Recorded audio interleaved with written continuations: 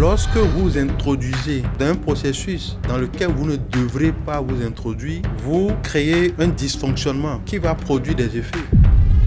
Parfois, on est pressé à faire un certain nombre de choses, on veut devenir des choses, on veut être conforme à un certain nombre de causes, mais puisqu'on n'y est pas encore, on dérange le processus et après le produit n'est pas prêt. Un pays ne se développe pas en 5 ans. La preuve, beaucoup de politiciens qui viennent vendre du vent aux gens pour dire dans 5 ans, dans 10 ans, on va transformer tout dans le pays. Tu ne structures pas ton succès, il va te quitter de la même manière qu'il est venu.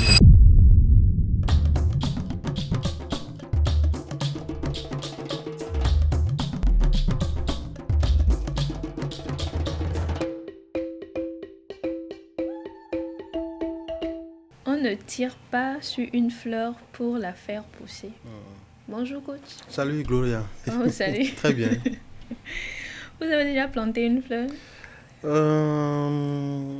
Pas fleur, mais potager. Mais ça remonte un peu quand même. Ok. Et ça grandit de lui-même ou bien vous l'avez aidé un peu? Non, je ne tire pas là-dessus, rassure-toi. D'accord.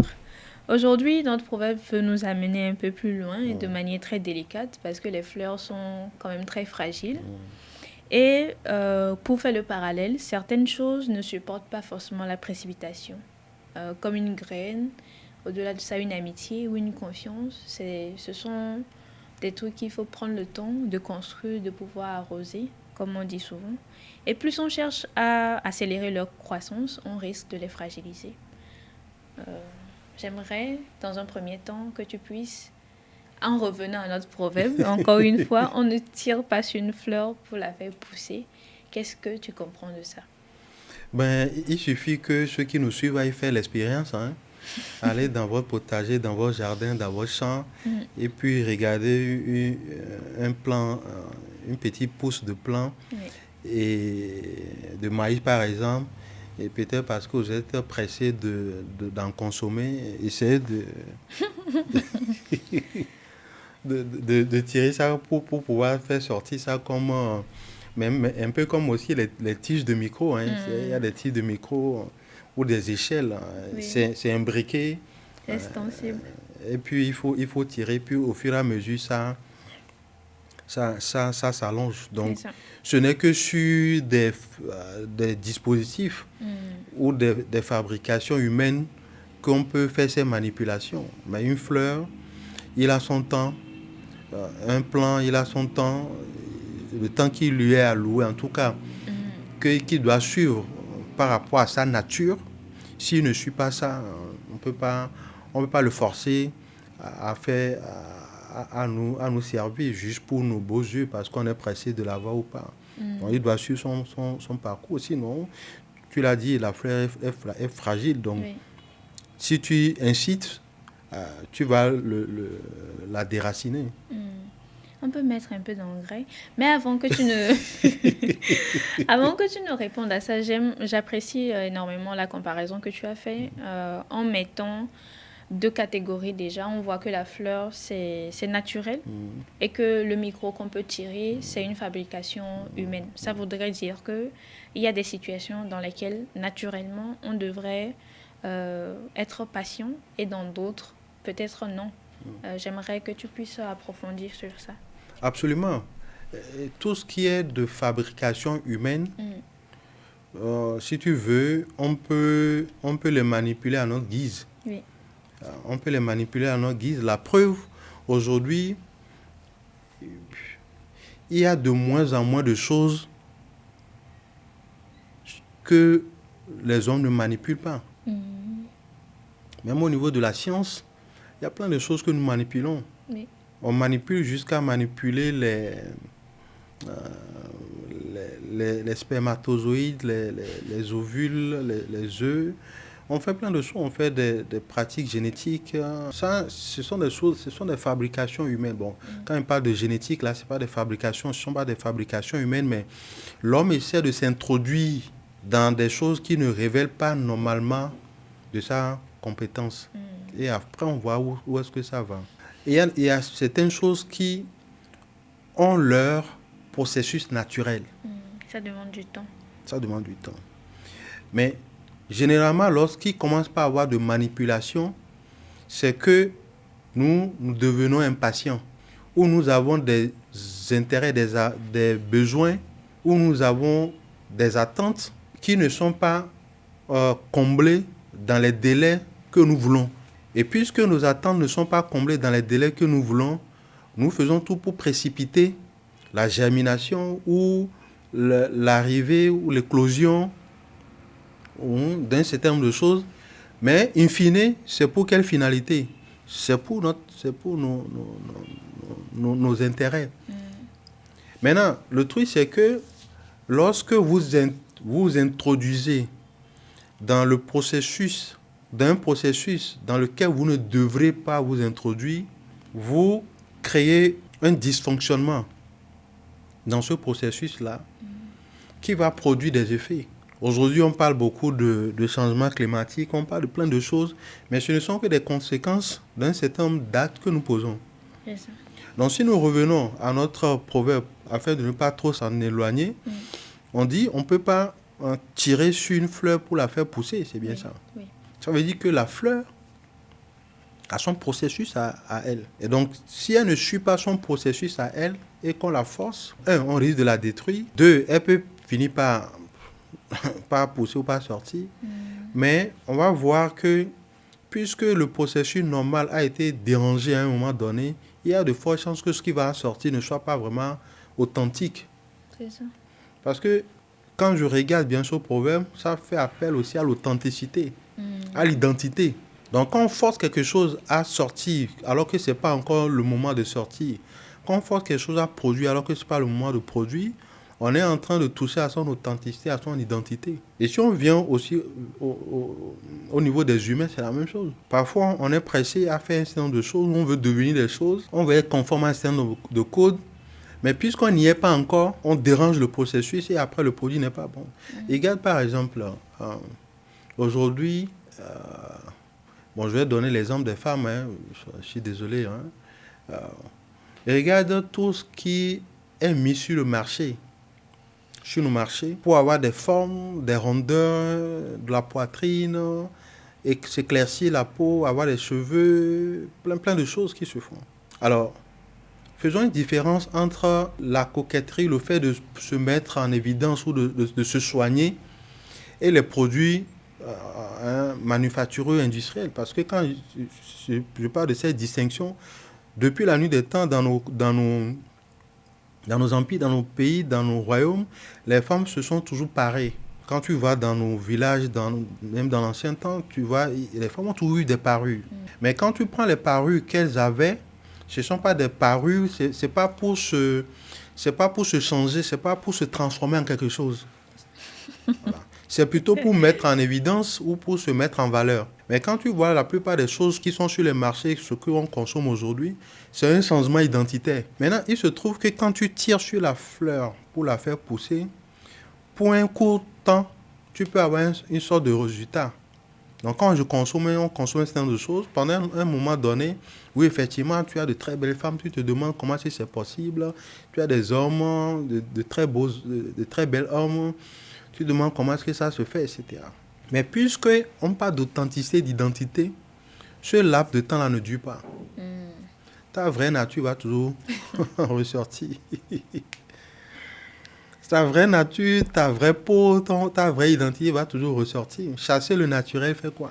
Il revient au galop. Il revient au galop. Donc, il y a des choses, on ne peut pas... Et comme le dit aussi un proverbe malien, le séjour de bois dans l'eau ne le transforme pas en crocodile. On a beau mettre les artifices, on a beau faire tout ce qu'on veut. Un crocodile, demain un crocodile, un bois, demain un bois. Il a beau séjourner dans l'eau, le bois, il ne peut pas devenir un crocodile. Donc, quand on dit tirer sur la fleur, on va faire du mal à la fleur. Mais à force d'insister, elle peut quand même sortir, mais elle va devenir quelque chose qui n'est pas conforme à son identité. C'est ça. Quelque chose qui n'est pas authentique.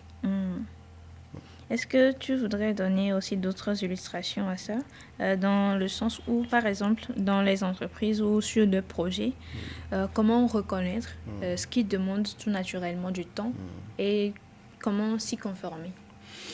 Alors, si tu veux, Dans la pratique, je pense que la plupart d'entre nous, nous savons que les choses demandent du temps. Faut pas qu'on se C'est pas un secret. Faut pas qu'on se voit la face. Franchement, tout le monde sait qu'il y a certaines choses, ça demande du temps. Mais une fois encore, c'est notre impatience, parfois notre cupidité, notre avidité, qui fait que nous essayons de précipiter les choses. Mais attention, je pense qu'on l'avait dit dans une vidéo précédente, aujourd'hui, avec tout ce qu'il y a comme technologie, comme science, comme évolution, il y a des choses qui se font un peu plus rapidement. Ça, on est entièrement d'accord là-dessus. Et donc, on ne va pas nier ça. Et puis, celui qui tourne le dos au changement ou à l'évolution, cette personne aura de grosses difficultés dans le monde d'aujourd'hui. Oui. Mais il n'en demeure pas moins que certaines choses demandent du temps. Vous voulez développer un pays ne se développe pas en 5 ans. La preuve, beaucoup de politiciens qui viennent vendre du vent aux gens pour dire dans 5 ans, dans 10 ans, on va transformer tout dans le pays, etc. Ils se heurtent à la réalité du terrain. 15 ans, 20 ans après, tout ce qu'ils ont promis, on ne voit pas grand-chose. C'est ça. Et donc, c'est la même chose sur certains nombres de projets. Quand tu es une entreprise, quand tu te lances dans une entreprise, tu peux, à cause de la technologie, grâce à la technologie, grâce à certaines connexions, faire très vite ou gagner vite. Mais au même moment, ça a besoin d'être structuré. Oui. Parce que si tu ne structures pas ton succès, il va te quitter de la même manière qu'il est venu.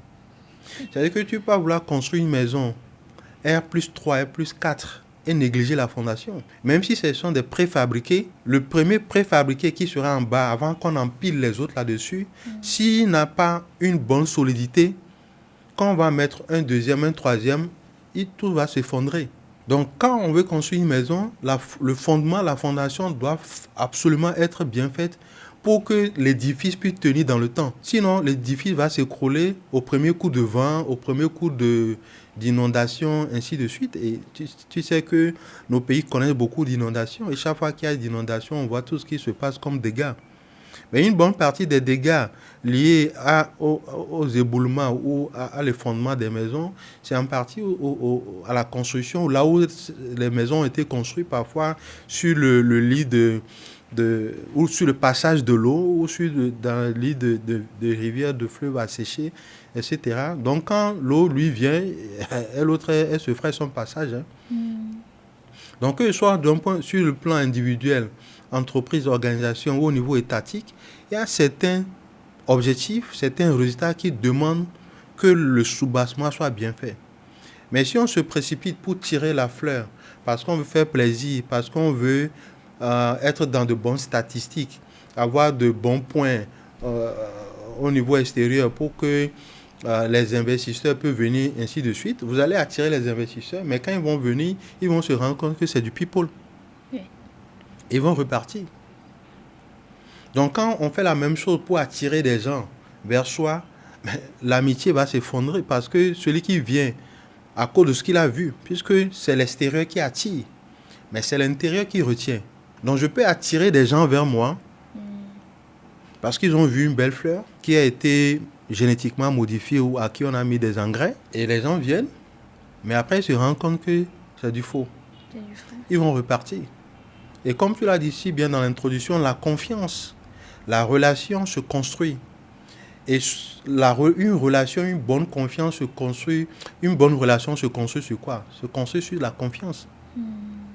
La confiance suppose qu'il y ait de la cohérence entre ce que je dis et ce que je fais, ce que je suis et ce que je vibre.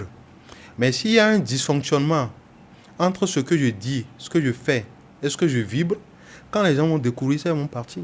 Donc si une relation, quelle qu'en soit la nature, n'est pas construite sur quelque chose de solide, sur de la confiance, elle va s'effondrer. Qu'elle soit professionnelle ou personnelle. Même au niveau des partenaires. Oui. Voilà un peu. On a dit beaucoup de choses. Qu'est-ce qu'on devrait seulement retenir de ce proverbe? Alors, rappelle-nous le proverbe pour ceux qui nous suivent. Oui, on ne tire pas sur une fleur pour la faire pousser. Absolument. On ne tire pas sur une fleur pour la faire pousser. Si tu veux avoir une très belle fleur, laisse-lui le temps de pousser correctement, de suivre son processus et d'arriver à maturité ou à maturation pour que tu puisses en jouir. Maintenant, ça peut aussi faire appel à autre point, à autre compréhension. Une fleur, elle a besoin d'être entretenue. C'est ça. Au lieu de la forcer à grandir, il faut plutôt l'entretenir. Si elle est entretenue, non seulement elle va pousser correctement, elle sera solide, mais elle te comblera de joie, de bonheur, qu'elle sera, elle va fleurir et qu'elle sera dans toute sa beauté. Donc, il faut plutôt entretenir les choses que de les forcer à pousser. Il faut plutôt entretenir les relations que de forcer les gens à devenir ce qu'ils ne veulent pas ou à être comme nous on veut. Il vaut mieux entretenir les relations pour que les relations soient solides plutôt qu'elles soient basées sur du sable mou et au premier coup de vent, ça tout s'effondre. J'espère qu'on aura l'occasion de pouvoir revenir sur comment entretenir, parce que je crois que c'est le plus grand challenge de tout un chacun, de comment réellement entretenir. C'est ce qu'on essaie de faire peut-être par d'autres moyens, parce qu'on ne sait pas réellement comment s'y prendre. Je ne sais pas quelle fleur à nos auditeurs ou nos téléspectateurs actuellement, mais comme ce proverbe vient de le dire, on ne tire pas sur la fleur pour la faire pousser, mais on l'entretient. Absolument. Et comment on l'entretient, je pense que ça fera l'objet d'une autre vidéo. Merci encore une fois de nous avoir suivis.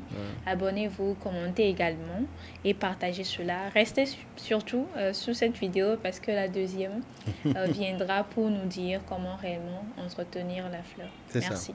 Très bien, merci beaucoup Gloria, à très bientôt.